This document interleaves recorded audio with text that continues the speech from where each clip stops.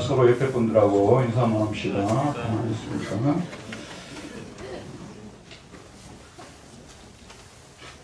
오늘 제목은 너는 내게 부르짖으라는 제목입니다. 예, 하나님께서 예레미야 31장 32장을 통하여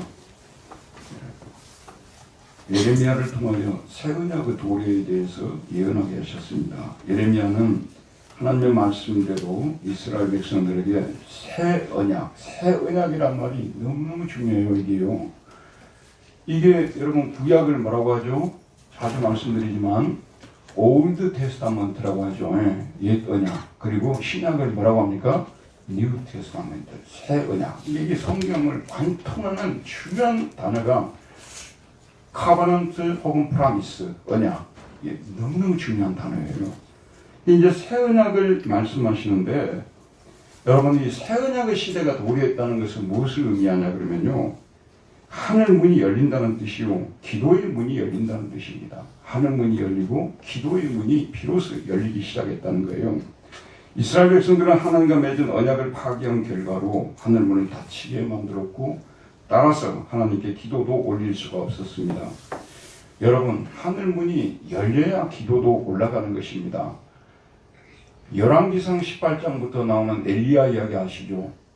당시에 이스라엘은 우리나라처럼 남과 북으로 분열되어 있었잖아요. 그래서 남쪽을 유다라고 하고 북쪽 10지파 뭐라고 했습니까? 이스라엘이라고 했잖아요.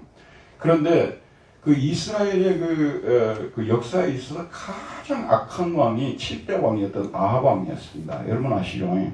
아합 왕. 그전에도 다 안 좋았지만 이 사람은 너무너무 안 좋은 사람이에요. 악하게 우상을 숭배하고 나봇의 포도원을 뺏어가고 나쁜 짓을 너무 많이 했어요. 그래서 하나님께서 이 시대에 대해서 진노를 하시고 하늘문을 닫아버렸습니다. 그래서 3년 6개월 동안이나 비가 오질 않았죠. 여러분 잘 알고 계시죠? 3년 6개월 동안이나 비가 오지 않았습니다. 그러나 하나님께서 그 백성을 불쌍히 여기셔서 용서하시고 결심하시고 3년 6개월이 지났을 때 비가 오게 하시는데 엘리야가 갈멜산 전투를 치르고 난 후에 엎드려서 무릎을 꿇고 간구할 때 작은 구름이 떠오르고 비로소 비가 내리기 시작하고 나중에는 장대비가 쏟아졌던 것을 우리가 알고 있습니다. 여러분 이거는요 그냥 일반적 관점에서도 일반 종교에서도 자기가 섬기는 신을 제대로 안 섬기면 이게 막히고 기도도 안 되는 거예요. 일반인들도 다 아는 거예요. 우리 기독교 우리가 믿는 여호와 하나님 이런 일들을 통해서 여러분 교훈을 받아야 되는 거예요. 근데 이스라엘의 역사를 보게 되면 교훈을 받지를 못하는 거예요. 이게 깨달음을 받아야 되는데 이런 일들을 통해서 그래서 계속 이후에도 불순종하고 그래서 결국은 아시리아에게 망하고 남쪽 유다는 바벨로니아까지 망해가지고 그야말로 하늘 문도 닫히고 기도의 문도 닫히게 되는 그런 비극적인 역사가 시작이 된 것이죠. 이게 범죄를 하니까 하나님께서 우상을 섬기고 그러니까 하나님이 하늘문을 막아버린 거예요. 예레미야 7장 16절을 보면 그런즉 너는 이 백성을 위하여 기도하지 말라. 그들을 위하여 부르짖어 구하지 말라. 내게 간구하지 말라. 내가 내게서 듣지 아니하리라. 이건 하나님께서 너무 화가 나서 하시는 말씀이에요. 예레미야를 보고 하는 얘기예요. 이 백성을 위해서 기도하지 말라라고 말하고 있어요. 그들을 위하여 부르짖어 구하지 말라. 내게 간구하지 말라. 내가 내게서 듣지 않겠다. 스톱! 기도하지 말라는 거예요. 이게 정말 너무 가슴 아픈 이야기인데 11장 14절에도 나오고 15장 1절에도 나옵니다. 그런데 하나님은 여러분 잘 아는 대로 사랑의 하나님이십니다. 그래서 이스라엘 백성들의 죄를 용서하실 것을 결심하시고 그들과 새 언약을 세우시고 그들에게 기도를 하면 들어주실 것이라고 비로소 약속하시는 말씀이 33장 여기 나오고 있는 거예요. 33장 1절에 보면 예레미야가 아직 시위대 뜰에 갇혀 있을 때에 여호와의 말씀이 그에게 두 번째로 임하니라 이르시되 예레미야가 시위대 뜰 오늘날 말하자면 청와대에 있는 감옥에 요즘 이제 용산에 있는 감옥이 되겠네요. 그 감옥에 지금 갇혀 있는 거예요. 감옥에 갇혀 있는데 하나님의 말씀이 그에게 임한 것이죠. 이거는 이스라엘 백성들이 지금 이제 예레미야가 시위대 뜰에 있는 감옥에 갇혔다는 것은 이스라엘이 바벨론 감옥에 갇혀 있는 현재의 상황을 강조하기 위해서 이 말씀이 나오지 않냐 그렇게 생각합니다. 자, 하지만 이제 새 언약이 선포되고 새로운 희망이 주어졌습니다. 이제 그들은 하나님의 언약을 믿어야 합니다. 그리고 하나님께 기도하기 시작해야 합니다. 그들에게 소망이 생겼기 때문에 그렇습니다. 자, 우리 기독교가 무슨 종교라고 하냐면 믿음, 그 다음 뭐죠? 소망, 그 다음 뭐죠? 사랑. 믿음, 소망, 사랑이 종교라고 할 정도로 너무 중요한데요. 제가 설교에서 한 서너 번 얘기했습니다만은 로마 카톨릭은 이 셋 중에서 사랑을 강조하는 종교입니다. 사랑이 없으면 구원을 받지 못한다고 하는 것이 로마 카톨릭이고요. 우리 개신교는 믿음을 강조합니다. 그래서 믿음이 없이는 구원을 못 받는다고 하잖아요. 그쵸? 근데 원래 셋이 다 있어야 되잖아요.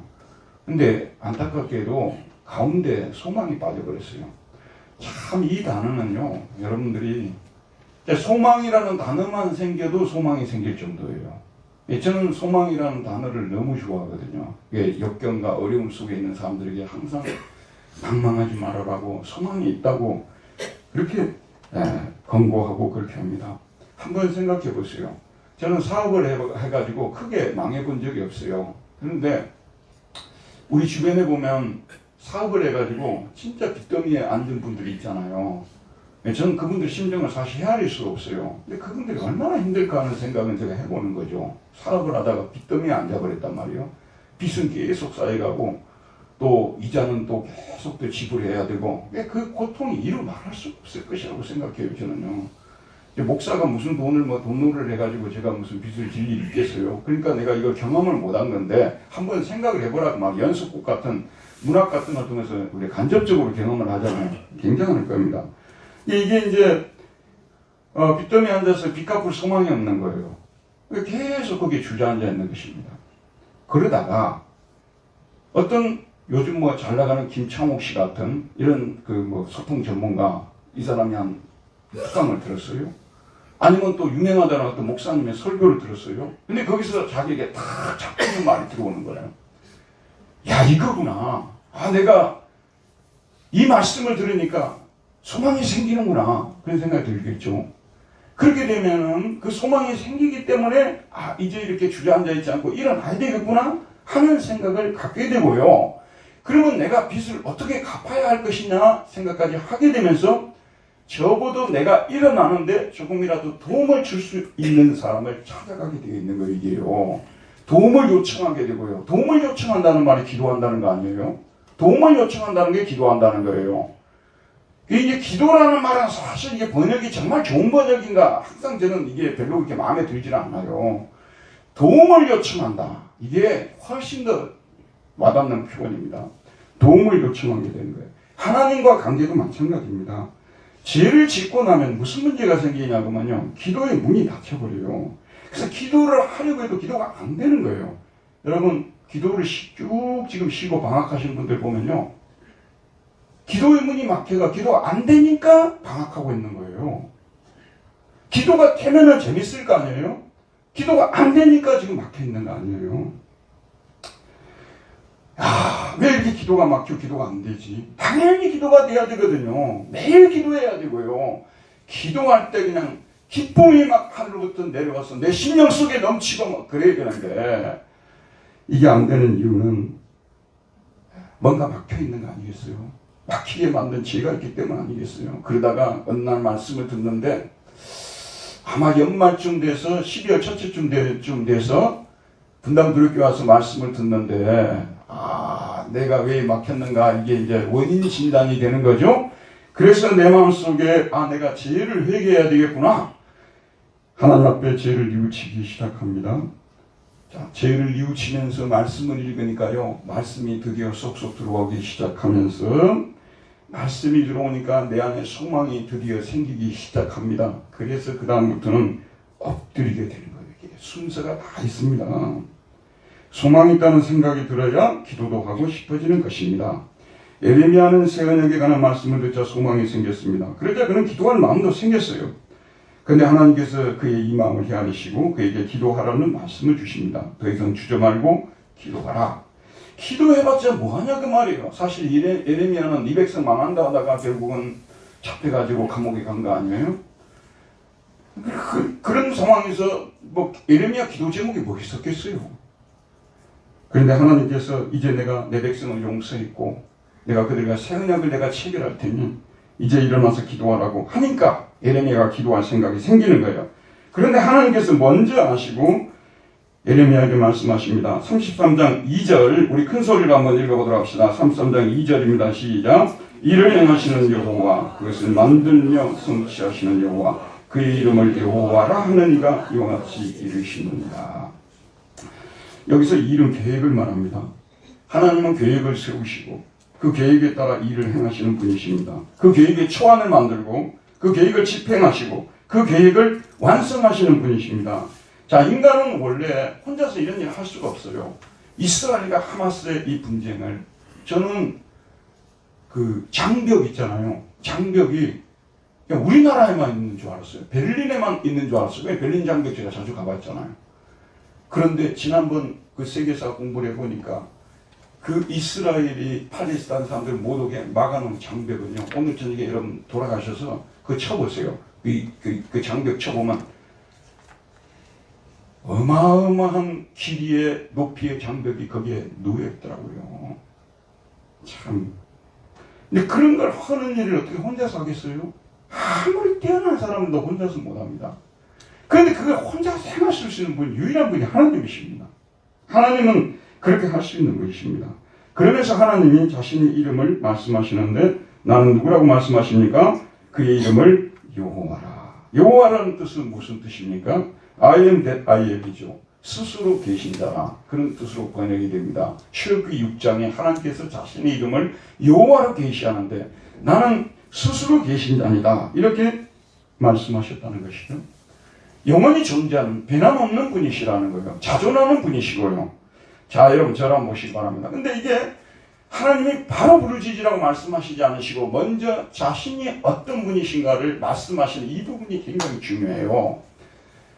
사실 오늘날 많은 분들이요. 여러분 정말 빚더미에 쌓이게 됐죠. 또 참 어떤 중병이 걸려가지고 더 이상 일어날 수 없는 상태에 놓여있죠. 어떤 사람을 찾아가야 될 것인가 공부 많이 할 것입니다. 그래서 그 사람이 진짜로 내 병을 고쳐줄 수 있는 사람이다. 그 사람이 진짜 나를 빚더미에서 건져낼 수 있는 사람이다 할 때 갈 거 아니에요. 사실 기도 문제가 나왔는데요. 오늘 우리 성도님들이 기도를 못하고 있는 이유 중에 정말 가장 큰 이유는 하나님이 누구신지를 아직 모르기 때문에 그래요. 1536년에 스위스 제네바에서 원래 바젤에서 썼던 건데 제네바에서 역사를 움직이는 책이 하나 나왔어요. 그게 1536년 청년 칼빈이 쓴 기독교 강요입니다. 기독교 강요. 이 책의 1장에 보게 되면 하나님에 대한 지식과 인간에 관한 지식은 불가분의 관계에 있다. 이렇게 나와 있어요. 여러분 하나님이 누군지를 알아야 기도할 수 있는 거고 또 내가 얼마나 비참한 존재고 내가 얼마나 불쌍한 존재인가를 제가 여러분 기도할 때요. 우리 교인들을 위해서 뭘 기도한 줄 아세요? 제발 우리 교인들 자신이 얼마나 불쌍한 존재인가를 좀 알게 해달라고 기도해요. 여러분 자본주의가 어느 정도 발달하고요. 어느 정도 경제적 부가 따라오고요. 사회적 위치가 주어지게 되면 자신의 존재가 어떤 존재인가를 까마득하게 잊어버리는 거예요. 얼마나 비참한 상태인지를 몰라요. 기도하고 엎드려 기도하지 못하고 있다는 상태가 이게 불쌍하고 비참한 상태 여러분. 이게 무슨 좋은 상황입니까? 전혀 좋은 상황이 아니에요. 그런데 나한테 특별히 신변적으로 어려운 일 없거든. 밥 안 굶거든요. 사업 그런 대로 되거든요. 그러니까 자신이 그런 대로 하나님 앞에서도 바로 서 있는 줄 알고 있는 거예요. 그래서 엎드려 기도하지 않는 그 상황을 바꿔달라고 기도도 하지 않고요. 현대인들이 이렇게 살아가시는 분들이 너무 많습니다. 하나님이 누군지를 알면요. 우리는 또 기도하지 않을 수 없습니다. 자신이 어떤 존재인지 알면 기도하지 않을 수 없어요. 그래서 하나님이 오늘 기도하라 하기 전에 내가 누구냐부터 말씀하고 계시는 거예요. 일을 행하시는 여호와 그것을 만들며 이걸 분사용어 되고 있어요. 만들고 있고 그것을 마무리 지으시는 여호와 하나님이라고 말씀하고 계시는 것입니다. 하나님이 누구신지를 아는데 좀 고민들 하시길 바랍니다. 여러분 우리 교회는요. 솔직하게 제가 말씀드릴게요. 우리 교회는 나쁜 사람이 없어요. 다들 사회적으로 보면 인격적으로나 그렇게 막 손가락질 당하고 그럴 분들이 우리 교회는 진짜 적어요. 뭐 일부러 그 찾는다면 그 뭐 찾을 수 있겠지만 제가 볼 때 참 괜찮은 분들이에요, 여러분. 형편없는 사람 우리 교회에 거의 없어요. 없다고 봐야 돼요. 그런데 문제는 목숨을 걸고 하나님 앞에 기도하는 사람이 너무 적다는 것이 우리 교회의 문제이게요. 다 완고해요, 여러분. 뭐 철심장처럼 완고해가지고 여러분의 그 신앙 패턴을 안 바꾸는 거예요. 그게 잘못하고 있는 거라니까요. 그걸 바꾸어 달라고 여러분 눈물의 기도를 좀 드려야 돼요. 그래야 이 땅에서 비로소 여러분 하나님께서 주시는 그런 천국을 누리면서 살아갈 수가 있습니다. 저희 교회가 당하고 있는 당면한 문제는 그거밖에 없어요. 우리 교회는 돈이 그렇게 많이 없는 교회가 아닙니다. 그렇게 숫자가 매우 적은 교회가 아니고요. 성도들의 수준도 대단합니다, 여러분. 오늘도 어떤 새로운 성도님이 일부에 나와가지고 제가 2층에 상담을 했어요.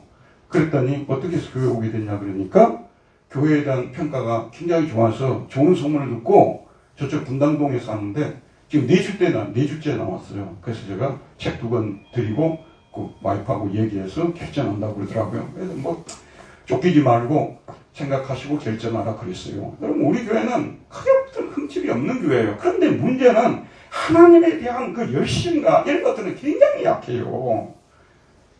이 순복음 교인들 보세요. 하나님이 누군지도 모르는, 우리가 볼 때는 하나님이 누군지도 모르는 사람들이 많거든, 거기는요.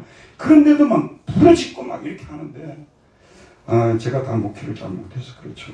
어쨌든 그런 교회까지 됐으면 좋겠어요. 저희 바라는 소원입니다. 그리고 저는 그렇게 되게 해달라고 매일매일 기도하고 있습니다. 그러면서 하나님이 자신이 누군지를 말씀해 주시는 다음에 너는 내게 부르짖으라. 콜투미 카라 알라에 기도하고 있습니다. 너는 내게 부르짖으라. 이 말씀은 다른 신들한테 가서 기도하지 말고 힘 있는 나라에 예수에서 치지 말고 제발 나에게. 나는 이제 가끔 가다가 여러분들 큰 어려운 문제들 있잖아요. 그러면은 다른 다 치치고 막 교회에 나와서 무릎을 꿇고 기도하는 분들 보면요. 그렇게 마음이 기쁠 수가 없어요. 우리 인간이 당하는 문제를요, 진짜 진정 근본적으로 해결해 줄 수 있는 분은 하나님밖에 없어요. 제가 아무리 목회자라도요, 기도해 드릴 뿐이지 해결해 줄 수 있는 능력이 없습니다. 어떤 목사님들은 자기가 다 해결해 주겠다 그러거든요. 그러니까 제가 볼 때는 좀 무리한 말씀인 것 같아요. 목회자가 해줄 수 있는 게 없습니다. 우리 한 사람 한 사람이 내가 지금 모든 걸 스톱하고 하나님께 나가서 부르짖어야 되겠구나. 내 장래가 내년에 어떻게 펼쳐지냐. 하나님께 나가서 부르짖어야 되겠구나. 이렇게 돼야 된다는 것입니다. 자, 하나님께서 이렇게 부르짖으라고 말씀하신 것은 이제 그들이 다시 기도할 수 있게 되었다는 것을 뜻합니다. 이제 새 언약을 선포하셨고 그들에게 다시 기도할 수 있게 허락해 주셨습니다. 허락을 맡았기 때문에 기도할 수 있는 거예요. 저는 여러분에게 이 하나님에 대해서 어떻게 잘 전달할 수 있을까? 과연 저는 저의 사역을 돌이켜보면서 우리 분당 교인들에게 하나님을 제대로 전달했을까? 많이 고민합니다. 그런데 저는요, 하나님을 가지고 놀려고 생각하지 말라 그 말이에요. 여러분, 리모트 콘처럼 움직일 수는 하나님이 아니십니다. 하나님이 허락을 해야 기도도 드리는 겁니다. 허락을 하지 않으면 스톱을 시키기 때문에 여러분 지금까지 몇 년 동안 하나님을 믿으면서도 기도를 못하고 있는 거예요. 하나님이 여러분을 싫어한 거예요. 지금 싫어하고 있어요. 나가버렸어요. 그래서 여러분 일을 하면서 기도를 못 올리고 있는 겁니다. 기도도 하나님이 허락해야 하나님이 기도를 허락해야 기도할 수 있는 것입니다. 그런데 이제 허락을 해주신 것입니다. 이제 그들은 확신을 가지고 하나님 앞에 나아가서 담대히 하나님께 간구할 수 있게 되었습니다. 자, 여러분, 이 새 언약은 예수 그리스도 오심을 통해서 그의 십자가 부활을 통해서 성취가 되지 않습니까? 저와 여러분은 새 언약이 이루어진 시대에 새 예루살렘에서 새로운 시민들로 살아가는 사람들이죠. 사도 요한이 말합니다. 너희들 새 언약의 새 백성 맞느냐? 그를 향하여 우리가 가진 바 담대함이 이것이니 그의 뜻대로 무엇을 구하면 들으십니다. 그를 향하여 우리가 가진 바 담대함이 있으니 그의 뜻대로 무엇을 구하면 들으십니다. 여러분 진짜 하나님 앞에 나가서요. 이 기도 안 들어주면 저 다음 주부터 왜 안 나올래요? 그런 기도가 진짜 기도라니까요. 말도 안 되는 기도 하나님 어떻게 그렇게 대하냐? 우리가 그렇게 구하잖아요. 그럼 하나님이 다 그래서 정수기에 물을 걸리듯이 다 걸려가지고 애가 너무 답답하니까 나한테 막 이렇게 퍼붓구나 생각을 하는 거예요. 여러분 자녀들이 나와가지고 막 무리한 요구를 하잖아요. 그러면 무리한 요구만 생각하는 게 아니에요. 제가 지금 얼마나 답답해서 얼마나 힘이 들어서 이렇게 무리하게 나에게 나올까 이러잖아요. 하나님도 똑같습니다. 우리가 막 생떼를 쓰면 막 응답해준다. 그건 성경력이 아니고요. 하나님이 갈려서 다 새겨서 이해하시면서 들어주신다는 그런 말씀입니다. 우리는 그런 시대가 됐어요. 담대히 나가서 부르짖을 수 있는 기도가 의무일 뿐만 아니라 특권이라는 사실을 저는 이 분당 도립교회 와서 목회하면서 비로소 제가 깨달았어요. 그 전에는 기도하라고 했으니까 명령 아니에요. 이건 의무죠. 그러니까 우리에게. 근데 기도를 모든 사람에게 다 하라고 했으면 기도는 특권이 아니에요. 근데 그 중에 일부의 사람들만 기도하라고 했어요. 그렇기 때문에 특권이 되는 거예요. 우리가 특권층이라고 하잖아요. 특권층. 그 권력을 일부의 사람들, 그 부를 일부의 사람들만 누리기 때문에 특권층이에요. 하나님께 기도할 수 있는 특권층은요, 우리 예수 믿는 사람들밖에 없는 거예요. 우리만이 하나님께 나가서 부르짖을 수 있어요. 근데 저는 지금까지 배워오면서요, 목사님들로부터 기도가 의무일 뿐만 아니라 특권이란 말을 들어본 적이 없고요. 제 자신조차도 그렇게 선포를 하지 못하고 살았는데, 최근 몇 년 동안 제가 어디 부흥회 다니고 그러면요, 이 설교 꼭 합니다. 기도가 의무일 뿐만 아니라 특권이라고. 자, 우리 옆에 분들과 인사 한번 나눕시다. 기도가 특권입니다. 인사 한번 나눕시다. 기도가 특권입니다. 이 특권은 활용을 해야 되는 거예요. 특권층, 특권 활용을 해야 된다니까요. 그래서 기도에서 응답도 받아야 됩니다. 그래야 확신을 가지고 신앙생활하는 사람들이 되는 것입니다. 근데 하나님은 기도하라고만 call to me, 나에게만 부르라 콜하라고만 말하지 않고 그 다음 말씀이 뭐냐면 내가 네게 응답하겠다고 말씀하고 있어요. I will answer you. 내가 너에게 응답하겠다. 하나님은 기도하라고만 말씀하실 뿐만 아니라 기도하는 자에게 응답하시겠다고 약속하시는 하나님이십니다. 기도하시면 응답해 주시겠다. 자, 여러분, 기도하시면 응답해 주신다는 사실이 믿어집니까? 기도하면 하나님이 응답해 주시겠다고 오늘 말씀을 통해서 주고 있어요. 이게 구약 시대 아니에요? 새 언약을 기다리는 시대에 이랬다면 새 언약의 성취가 된 후의 시대는 얼마나 많이 하나님께서 넘치게 응답해 주시겠습니까? 자, 여러분 저를 보세요. 예수님께서 공생애를 시작하셨어요. 그리고 마지막에 십자가를 지시요. 근데 십자가를 지고 부활이 통과해야만이 새 언약의 성취가 되는 거예요. 새 이스라엘의 시대가 되는 것이고 이런 시대가 되는 거거든요. 근데 지금 예수님이 공생의 사람의 몸을 입고 아직 옛 언약 하에 살고 있는 거예요. 새 언약의 시대가 곧 도래한다고 지금 말씀하고 있어요. 그런데 이때도 예수님께서 뭘 강조했냐 그러면 구하라 그러면 너에게 주실 것이요, 찾으라 그러면 찾을 것이요, 문을 두드리라 그리하면 너에게 열릴 것이니 구하는 이마다 받을 것이요, 찾는 이는 찾아낼 것이요, 두드리는 이에게는 열릴 것이니라. 우리는 이 구절을 좀 시시하게 여기죠. 역사상 가장 위대한 그리스도인 중에 한 사람이었던 아우구스티누스, 영어는 어거스틴이죠. 제가 이번에 이 사람 편견 하나 썼거든요. 1월 달쯤 나올 거예요. 이 사람이 평생에 가장 좋아했던 구절이 이 구절이에요. 구하라 그리하면 너에게 주실 것이요, 찾으라 그러면 찾을 것이요, 문을 두드리라 그러면 너에게 열릴 것이니 구하는 이마다 받을 것이요, 찾는 이는 찾아낼 것이요, 두드리는 이에게 열릴 것이니라. 예수님이 하신 말씀이에요. 이게요, 예수님이 하신 말씀이라니까요. 예수님은 이제 십자가를 지시기 전 제자들을 모아놓고 고백 설교를 하셨습니다. 그게 요한복음 14장, 15장, 16장, 17장에 나오잖아요. 그런데 여기에서도 기도하면 응답해 주신다는 말씀이 여러 번 반복되고 있어요. 시간 관계에서 한 구절만 읽어드릴게요. 요한복음 14장 13절에서 14절을 보면 너희가 내 이름으로 무엇을 구하든지 내가 행하리니 이는 아버지로 하여금 아들로 말미암아 영광을 받으시게 하려 함이라. 내 이름으로 무엇이든지 구하면 무엇이든지 내게 구하면 내가 행하리라.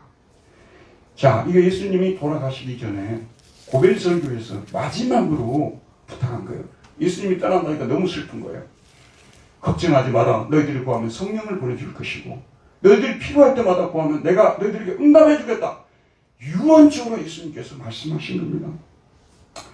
자, 그런데 우리가 구해야 된다는 것을 수도 없이 많이 듣고 그랬죠. 근데 이 세 가지가 안 되면요, 아무리 이 설교를 듣고 아무리 구해도 안 되게 돼 있어요. 첫 번째 뭐냐 그러면 새 언약을 통해서 하나님께서 우리 아버지가, 아람어로 아빠라고 하죠, 아버지가 되어주셨다는 것, 이걸 우리가 알아야만 기도가 되는 거예요. 하나님이 우리 아버지시라니까요. 그래서 우리가 항상 주기도문 시작할 때 뭐라고 합니까?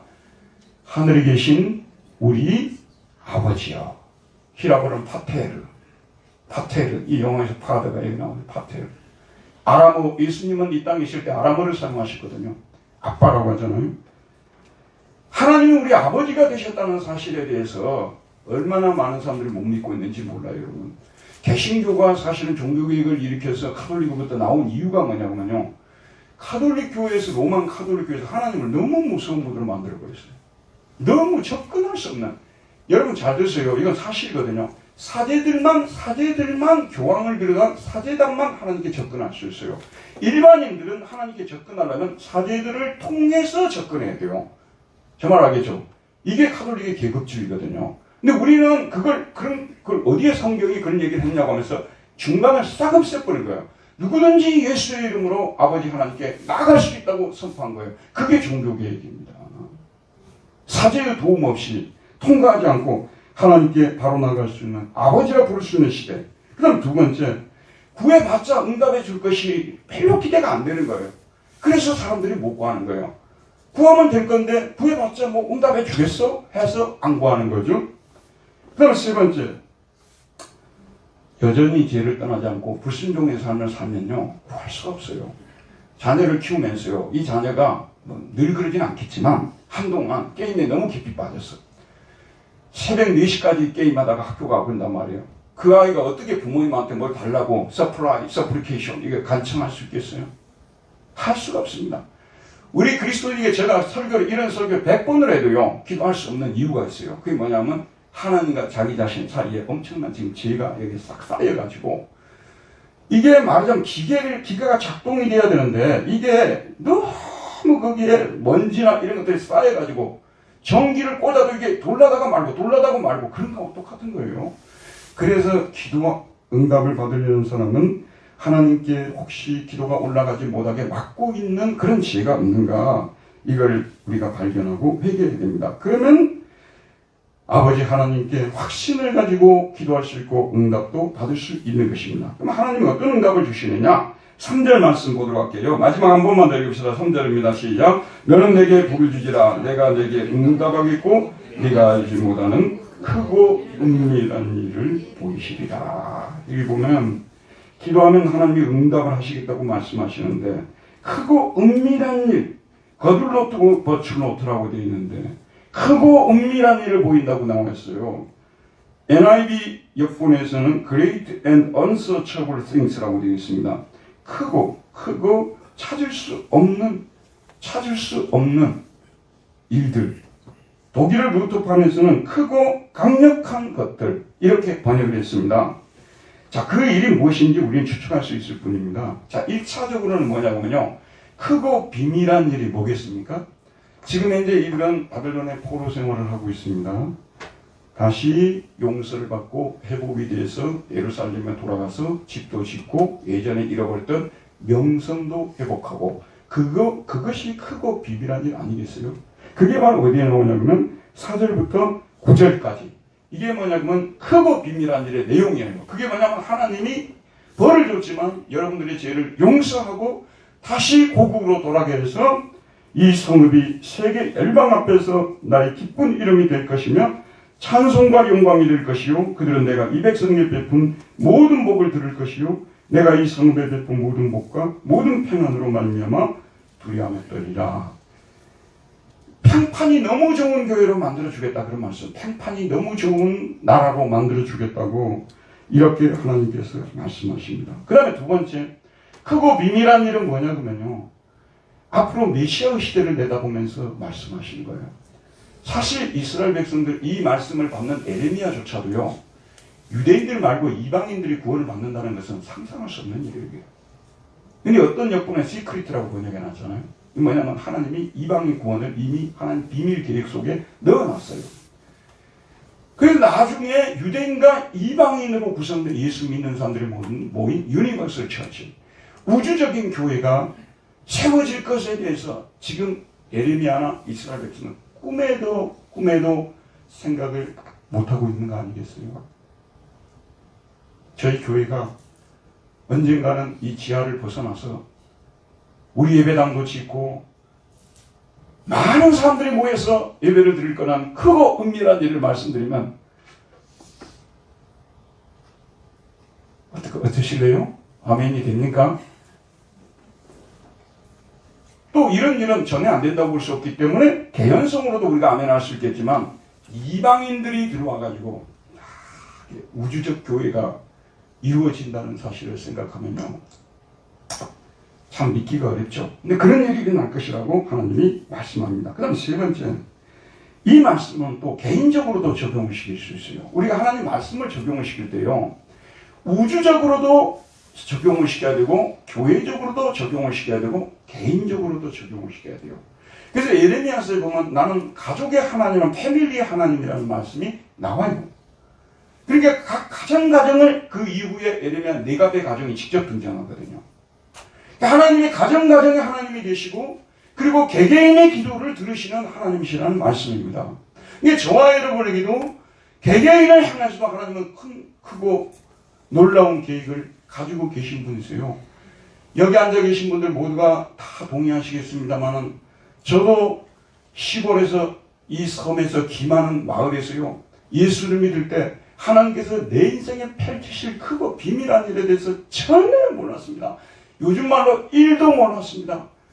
하나님께서 저를 어떻게 인도하시고 여기까지 말씀을 전하는 데까지 데려다 놓을 줄은 전혀 몰랐죠, 여러분. 근데 하나님이 저 인생에 꿈같은 일을 지금 마련한 거예요. 꿈같은 일을 마련한 거예요. 분당 두려교회에서 목회한다는 것도요, 저는 꿈도 못 꿨던 일입니다. 꿈같은 일을 많은 목사님들이 자기 교회가 제일 좋은 교회라고 생각할 거예요. 많은 목사님들이. 근데 저는 저희 교회도 못지않게 좋은 교회라고 생각하는데, 들어보세요, 여러분. 영어로 베라라고 하죠. 베라보다도 뭐예요? 우리가 베스트를 추구하니까 여러분들한테 이런 설교를 하는 거예요. 아멘. 우리는 베스트로 올라가기 위해서지 우리가 뭐 아주 나쁜 교회가 아니에요. 우리는요, 어느 정도 우리는 베라 교회가 지금 되어 있는데 베스트 교회로 가자는 의미에서 때로는 여러분의 죄를 지적하기도 하고 부족한 점도 이야기하는 거 아니에요. 근데 저는 이렇게 좋으신 분들을 만날 줄을 꿈에도 내가 생각이나 했겠네. 꿈엔들 생각했겠냐고 말이에요. 꿈엔들 하나님이 이렇게 인도하신 거 아니에요. 여러분도 한번 생각해 보시기 바랍니다. 여러분 인생을 인도하신 하나님을 생각, 꿈엔들 그렇게 생각했겠어요? 하나님은 참 소소한 기쁨도 주시는 분이세요. 저는 참 하나님이 우리가 구하는 것이나 생각하는 것에 더 넘치도록 능히 주실 얘기 에베소서에 나오잖아요. 알죠, 여러분?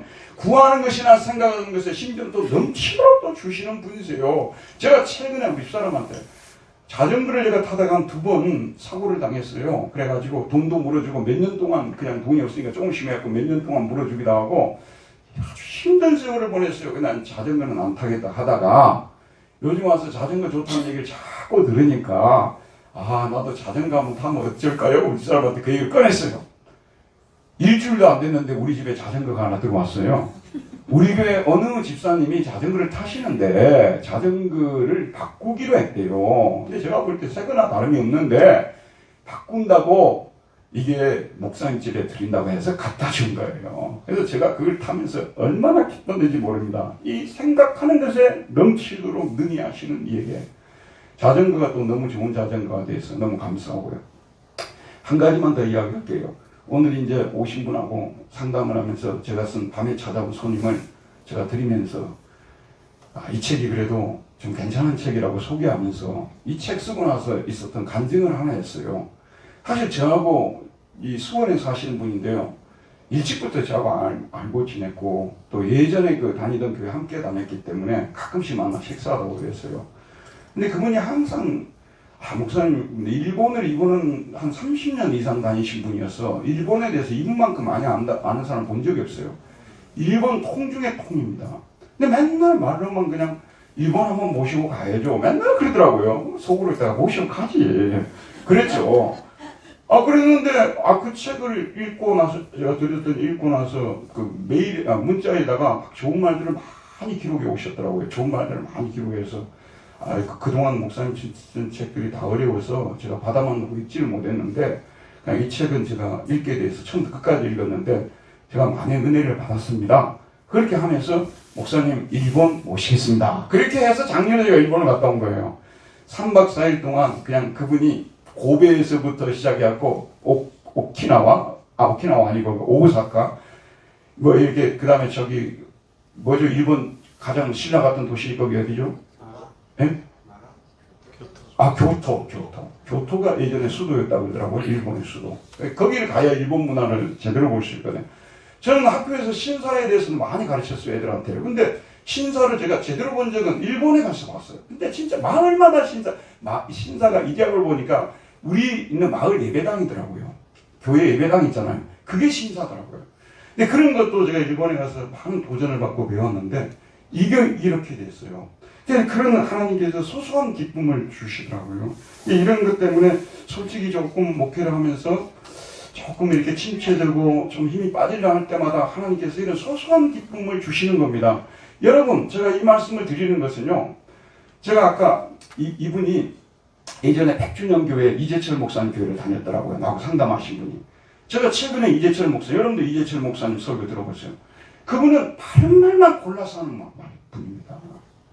정말 그분은 우리 시대에 훌륭하신 분이시고요. 소위 말해서 버릴 것이 없는 말씀이에요. 올바른 말씀이고 얼마나 좋으신데 내가 그분한테 그랬어요. 이재철 목사님 교회 다닐 때 재밌던가요? 그랬어요. 재미는 없었어요. 이분은 바른 말씀만 들었지 재밌는 기독교를 경험해 본 적이 없어요. 저 설교 들어보니까 재밌던가요? 그러니까 재밌던데요? 그러더라고요. 그러니까 저는 하나님을 믿는 것이 우리가 올바른 의무도 행해야 되지만 재미도 있어야 된다고 생각해요. 여러분 어떻게 생각하십니까? 교회 갔는데 모두 도덕분자들만 다니고 있어요. 막 이렇게 하고 막 인사도 예의 바르고 막 무슨 유교 그냥 무슨 거기에 온 것처럼 이러고 있단 말이에요. 근데 만나는 사람들 웃지도 않고 재미도 없고. 여러분 저는 우리 예수님께서 이렇게 우리 교인들을 이렇게 만들기 위해서 온 것이 아니라고 생각해요. 웃기도 하고 농담도 때로는 하고 제가 교인들하고 농담을 자주 하니까 교인들도 저한테 와서 막 가볍게 농담하고 가버려요. 자기는요. 네. 그러니까 이게 뭐냐 그러면은 이제 이 재미있는 기독교도 있다는 거거든요. 그럼 재미있는 기독교는 뭐냐면 하나님이 뭔가 우리에게 줄 때 재미가 있어요. 아무것도 안 주는데 그렇게 재밌던가요? 난 그걸 못 믿겠어요. 어떻게 아무것도 안 주는데 그렇게 재밌어서 하나님을 섬길 수 있는지. 그런데 우리가 하나님과 관계 바로 설정하잖아요. 분명히 여러분 응답합니다. 그리고 이러면 생각하는 것까지도 하나님 응답해 주십니다. 기가 막히신 하나님이십니다. 연말에 혹시 여러분 이런 생각 들죠? 올 연말에 이런 일이 해결이 돼야 되고 내년에 내가 또 이런 것도 좀 됐으면 좋겠다. 여러분 그걸 가지고 간절히 기도하시길 바랍니다. 심지어는 생각해도 부지런히 하세요. 그것이 응답이 되어서 하나님이 진짜 살아계신 하나님이시구나. 여기 지금 이제 우리 30대 부부도 있고 여기 있지 않습니까? 20대도 있고 근데요. 여러분들은 진짜요. 이 하나님의 그런 응답을 삶 속에서 체험하잖아요. 그러면 진짜 이게 혹시 멋진 남자 없을까? 그런 남자 있으면 결혼할 텐데 한 달 안에 해결될 거예요. 네, 그까지도 하나님이 내 생각까지도 헤아리시는 하나님이시라는 것이죠. 소소한 기쁨을 잃어버리면요. 큰 것만 가지고 추구하는 하나님을 못 믿어요, 우리가요. 그래서 저는 개인적 퍼스널하고 그다음 유니버설한 하나님을 믿어야 된다고 생각해요. 개인의 삶 속에 지도하시고 이끄시고 채워주시고 그런 하나님, 그리고 더 나아가서 이 인류의 역사를 주관하시고 이끌어 가시는 하나님, 양쪽을 다 잡아야 올바른 기독교라고 저는 생각을 하거든요. 그래서 오늘 저와 여러분 기도하라고 주님이 말씀하셨고 하면 응답해 주신다고 말씀하셨고 크고 비밀한 일을 우리에게 알려주신다고 말씀하셨습니다. 약속을 믿고 열심히 기도해서 연말에 해결되어야 될 여러 가지 문제들 해결받으시고 또 새해를 맞이해서 마음의 무장을 시켜주시옵소서, 지혜를 주시옵소서, 여러 가지 구해서. 그리고 구하는 목적은요, 마지막으로 말씀드릴게요. 이게 다 하나님 나라하고 연결이 돼야 돼요. 내가 하나님 돈을 주셔야 했고 자기만 그 돈 쓰고 다니면요, 그게 어떻게 하나님 백성이라고 말할 수가 있겠어요? 건강을 주셔야 해가지고 자기만, 우리 아들 이번에 대학에 들어가게 해달라고 아니 그 기도 안 하는 것이 꼭 올바른 기독교입니까? 해야 되는 거예요. 문제는 그 아이를 대학에 보내서 어떻게 하겠냐는 그런 생각을 가지고 하는 거예요. 대학을 보내서 이 아이를 교육을 시켜가지고 교육을 못 받은 그런 나라에 좀 갔으면 좋겠고, 그런 아이들에게 좀 가르쳐 줬으면 좋겠고, 있어야 주는 거 아니에요, 여러분? 있어야 주는 거 아니겠습니까? 어제 우리 성경 읽기 갈라디아서 다 끝냈는데 어제가 갈라디아서까지예요. 근데 고린도후서 8장 9장을 읽는데 거기에 하나님이 무슨 말씀을 주시냐 그러면요, 너희들이 경제적인 문제를 가지고 내게 구하라는 거예요. 그리고 내가 그러면 채워주겠다고 하는데 너희들이 그 착한 일을 위해서 쓰라고 말씀하고 있어요. 구하지 않는 것이 능사가 아니에요. 부족한 것이 있으면 우리가 구해서 그것이 들어오게 되면 그걸 가지고 우리 교회 지체들 중에서 어려움을 겪는 지체들, 그리고 또 우리 이웃들 중에서 우리 사회에 어려움을 겪는 사람들을 우리가 돕는 거 아니에요. 여러분이 지금까지 헌금을 해왔기 때문에 우리가 이 선교사님들, 상당히 많은 선교사님들을 우리가 돕고 있는 거 아니에요. 어제도 어느 선교사님 모친이 저한테 또 쌀을 20kg나 보냈더라고요. 우리 제가 돕고 있는 그 선교사님, 그 모친이, 여러분 우리 교회가 이런 선한 일을 자꾸 하려고 하면 우리가 또 은혜를 받고 하나님 앞에 물질도 드리고 그래야 돼요. 여러분 다른 데 물질 쓰는 것도 다 필요해서 쓰겠죠. 그러나 하나님을 위해서 돈을 벌어가지고 드릴 수 있다는 것이 얼마나 감사하니. 그래서 여러분 헌금할 때요, 좀 적게 드리려고 하지 마세요. 그거는 정말 믿음 없는 태도예요. 좀 더 드리려고 하세요. 좀 더 드리려고. 그러면 우리 교회가 그걸 모아가지고 뭐 집을 삽니까? 땅을 삽니까? 부동산 투기를 합니까? 우리는 그냥 올해도 개우 그냥 이렇게 플러스 마이너스 거의 제로 상태에 우리 교회에 와 있어요. 우리가 지금까지 그 돈이 왜 그렇게 되냐면요, 다 밖으로 내보냈기 때문에 그런 거예요. 여러분, 다른 거 하기 위해서 물질을 구하지 마시고요, 그런 거 하기 위해서 물질을 더 채워달라고 직장을 주시라고 기도하시고요. 자꾸 우리가 이렇게 해야 돼요. 그래서 하나님이 더 응답을 받아서 좋고 나누어 주셔서 좋고, 저는 이런 기독교가 우리 교회 뿌리를 내리고 저와 여러분 모두 이런 사람 되었으면 좋겠습니다. 자비하시는 우리 하나님 아버지, 오늘도 생명의 말씀을 주셔서 너는 내게 부르짖으라, 내가 내게 응답하겠고 크고 비밀한 일을 보이리라. 주님 말씀하셨습니다. 이 말씀은 우리를 믿습니다. 소망을 갖습니다. 기도하겠습니다. 도와주시옵소서. 우리 모든 교우들이 기도 응답을 받고 서로 간증할 수 있는 은혜를 주시기를 기도합니다. 예수님 이름으로 기도하였습니다. 아멘. 다 같이 찬송 부르시겠습니다.